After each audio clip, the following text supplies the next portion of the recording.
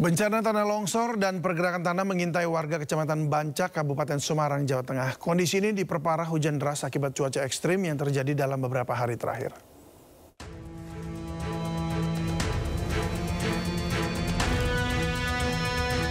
Intensitas hujan yang mulai meningkat di wilayah Kecamatan Bancak, Kabupaten Semarang membuat sebagian warga Dusun Kalisari, Desa Pelumutan semakin khawatir. Dampak longsornya tebing akibat gerusan air Sungai Gobang semakin mengancam pemukiman warga. 2 rumah warga mengalami kerusakan pada bagian dinding. Selain mengancam rumah warga, tebing longsor mengakibatkan infrastruktur jalan penghubung Kabupaten Semarang dengan Kota Salatiga mengalami kerusakan. Sebagian badan jalan ambles dan permukaan badan jalan juga menjadi miring dan bergelombang. Jalan penghubung Kabupaten Semarang dengan Kota Salatiga masih ditutup untuk perbaikan. Kemarin saya punya inisiatif untuk swadaya, untuk pengecoran dan lain sebagainya. Intinya asli swadaya dari masyarakat. Kondisi jalan yang miring telah ditangani sementara secara swadaya oleh masyarakat.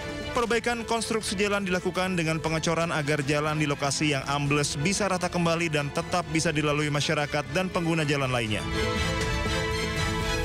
Dari Kabupaten Semarang, Jawa Tengah, Lurisa Lulu, iNews melaporkan. Hujan deras disertai angin kencang beliung menerjang pemukiman di Tanah Toraja, Sulawesi Selatan. 2 rumah rusak parah, beberapa lainnya tertimpa pohon tumbang.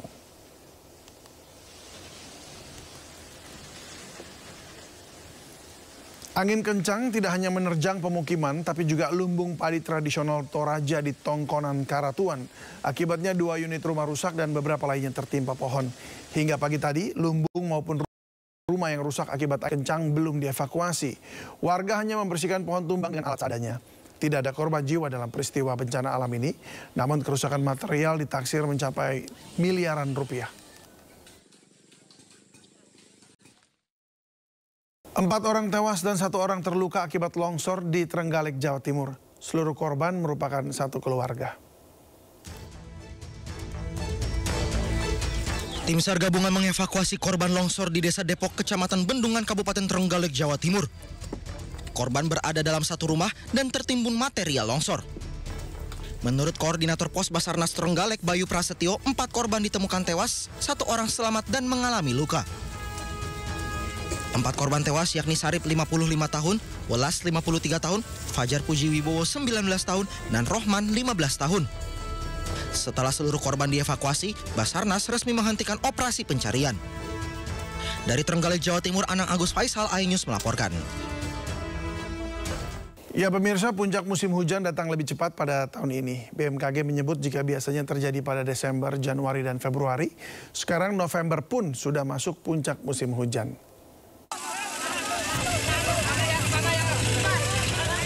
Menjelang akhir tahun hingga awal tahun memang menjadi puncak musim hujan. Tapi ada yang berbeda dengan musim hujan tahun ini. Karena puncaknya bakal datang lebih awal dengan periode lebih panjang dari biasanya. BMKG menyebut puncak musim hujan sudah dimulai November ini.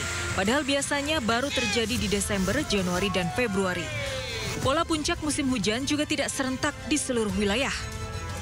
Di bulan November diawali puncak musim hujan ini diawali untuk wilayah Indonesia bagian barat itu November Desember dan berkembang selanjutnya Indonesia Tengah hingga Timur itu di bulan Januari Februari. Karena dimulai dari barat, BMKG mengingatkan potensi curah hujan lebat dan ekstrim di sejumlah wilayah di Banten, DKI Jakarta, dan Jawa Barat hingga 7 November mendatang. Tidak hanya waspada hujan ekstrim, warga harus waspada petir, angin kencang, dan pohon tumbang. Masyarakat diimbau memiliki tas siaga bencana bagi seluruh anggota keluarga. Isinya mulai dari dokumen penting seperti KTP, KK, akta kelahiran, dan ijazah yang disimpan di wadah tahan air. Uang tunai secukupnya untuk kebutuhan sehari-hari, air minum dan makanan kemasan yang cukup. Pakaian ganti dan jaket untuk 3 hari. Selimut, perlengkapan mandi, dan juga jas hujan. Juga senter, baterai, dan perlengkapan alat komunikasi seperti power bank dan charger handphone. Tim Liputan iNews melaporkan.